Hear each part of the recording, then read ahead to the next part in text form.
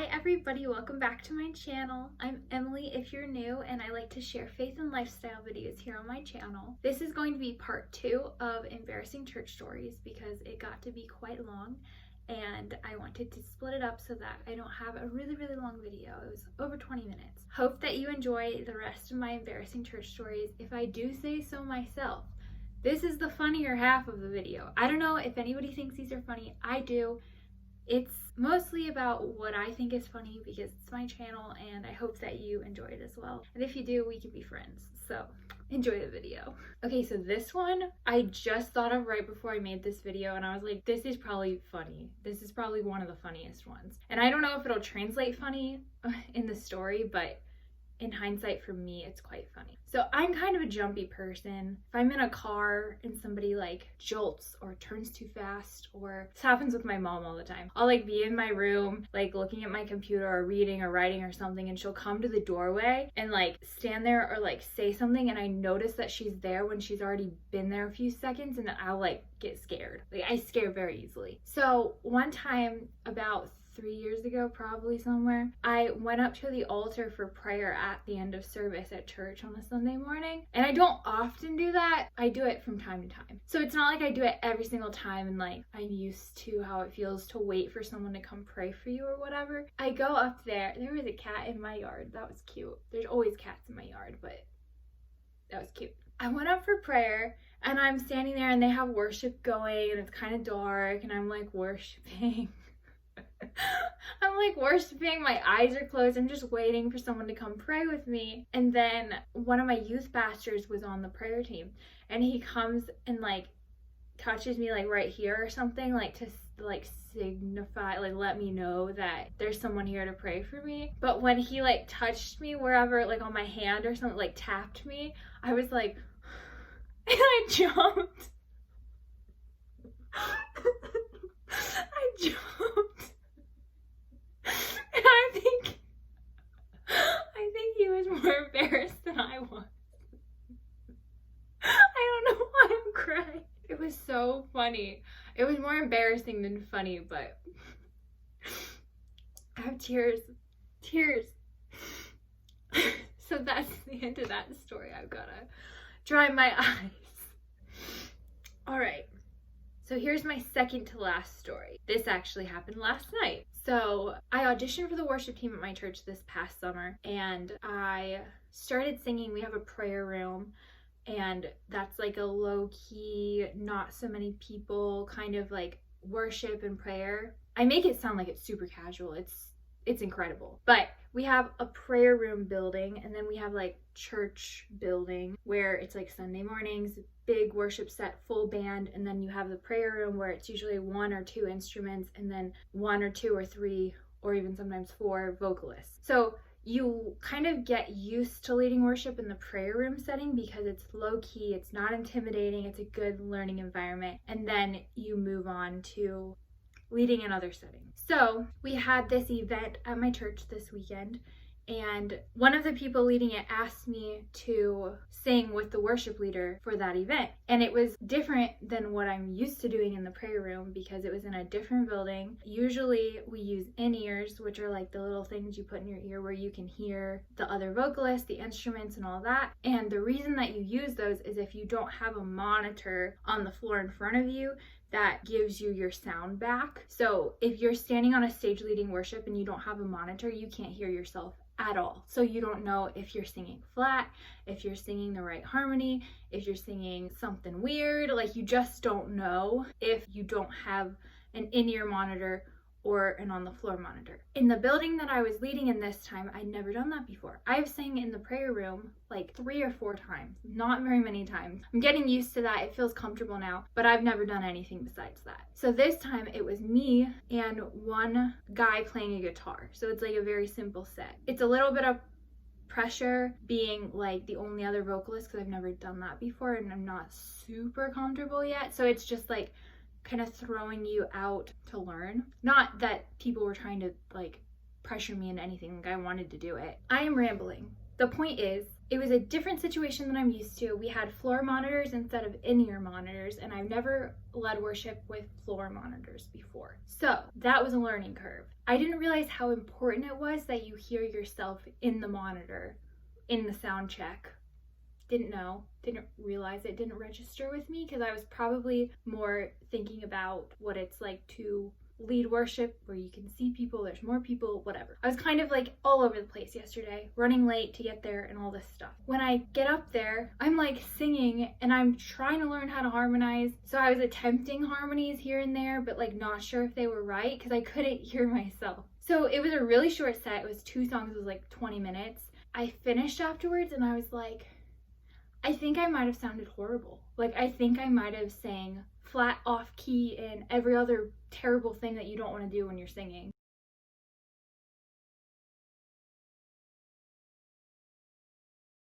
And I know it doesn't really matter because, like, it's not about me. But I just got off the stage and I was like, oh boy, like, I think that was rough. But I don't know if that's really embarrassing because I didn't let it embarrass me. You can let that kind of stuff embarrass you and be like, I'm never gonna lead worship again. Or you can just roll with it. So I just rolled with it. And I think it might have been awful, but in the end it's fine. I did it again this morning and I think my harmony was actually pretty good because I recorded some of it and listened to it back and it sounded good. So take that for what you will. Don't know how embarrassing it actually is, but... And then another story to go along with that, this morning when I led worship for the same event, we did 2 songs, and one of the songs I know really well was Goodness of God by Bethel. The other one is a song that I don't know very well. I think it's called something about praise. It's by Josh Baldwin. And I'm crazy, okay? I don't really know the lyrics. Like, I've heard the song, I've worshiped to the song before, but I didn't really know the lyrics. And I had the lyrics in front of me, like on a music stand on my phone. Oh, my legs are falling asleep. That is painful. Okay, we're adjusting the camera so that I don't have to sit on my legs anymore. How's that? I'm being so rambly. This might be horrible. Whatever. Have you ever tried to lead worship to a song that you don't know? Because that was me this morning. And normally I'm the type to like get flustered about things. And on the way to church last night, I was praying that I wouldn't get flustered. There would be no anxiety. It's for the Lord. It's not for me. It's to usher people into God's presence and all those wonderful things. It's not about me. It's not about performing. It's not about how good I am or how prepared I am or how experienced I am or anything. So none of this really bothers me. But I'm like, I don't think it's really a good idea to try to lead a song. I mean, I wasn't leading. I was like backup vocals, but still. Be on a stage leading people in worship and like not knowing the lyrics, maybe a little weird. And again, it didn't really embarrass me because what are you gonna do, you know? But I just kept confidently trying to sing the lyrics and they were the wrong lyrics. I don't know, man. Whatever. Okay, here's my last embarrassing church story. By the way, my leg is still super asleep and it hurts real bad. So if I'm rubbing, it's my leg. Should probably find a better setup where I don't just sit on myself. But here is the story that I thought of when I first started thinking about stories to tell.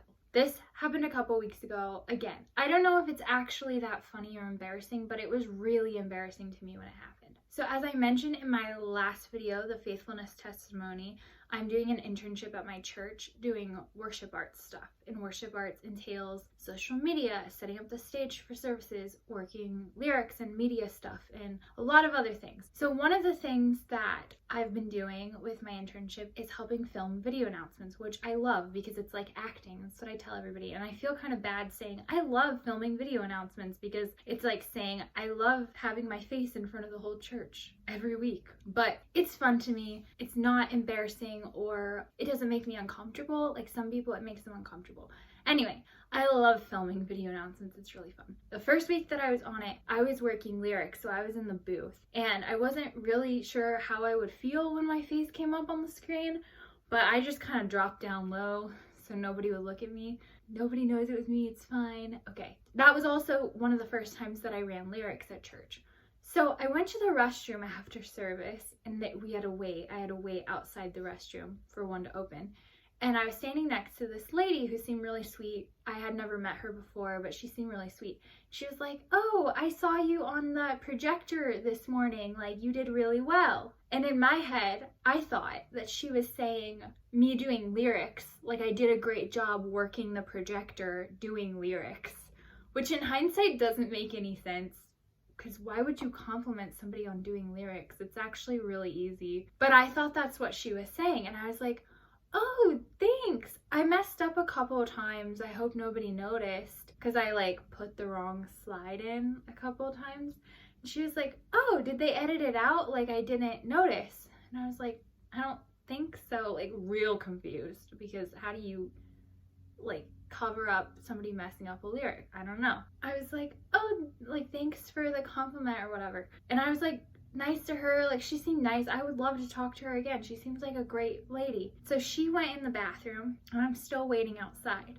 And I was like, she was saying good job on being on video announcements. She wasn't complimenting you on working lyrics. That's ridiculous. So then I was embarrassed. I was embarrassed that she probably felt embarrassed for like trying to give me a compliment and then me not really taking it. Like it was just really awkward and I felt bad for making this sweet lady uncomfortable. So I don't know. That one rolled around in my head for like a few days and I was really embarrassed. And I haven't seen the lady since then, so I don't know. I don't know if I could redeem it. Like I thought about waiting for her to come out of the restroom and then saying, "I just realized what you meant. I was working lyrics today and I got confused." But then I was like, she'll probably just think I'm weird. So not sure how to remedy that. Probably won't. That's probably the case with most embarrassing things. Like you can't really do anything about it. That's why it's embarrassing. Basically, my life is an embarrassing moment and I love it. It's such fun times. And I hope that you enjoyed having a little bit of fun listening to my embarrassing church stories. And if I keep embarrassing myself at church, as is likely, I might make another video like this one day. So if you're interested in that, like, subscribe, and leave a comment down below sharing an embarrassing church story that you have, or if you're watching this video and you don't go to church, just share an embarrassing story. And I'd love to look at it and read it and get to know anybody watching this. What should the outro to my videos be? What should I say? Should I say like, the thing that always pops into my head is like, "God bless you." But I don't even say that in my regular life, so I feel like that's a weird thing to say. I feel like it should be something like, be loving, be joyful, and be kind, or something, but that's so cheesy. I don't know. Have a great rest of your day. See you soon. Goodbye. Here is the video.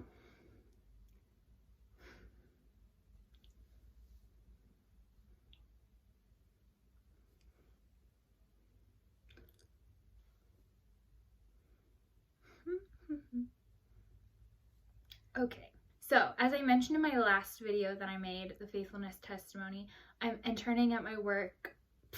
No, I'm interning at my church. I hope that you enjoyed it. Like and subscribe, and try not to embarrass yourself. Have a great one.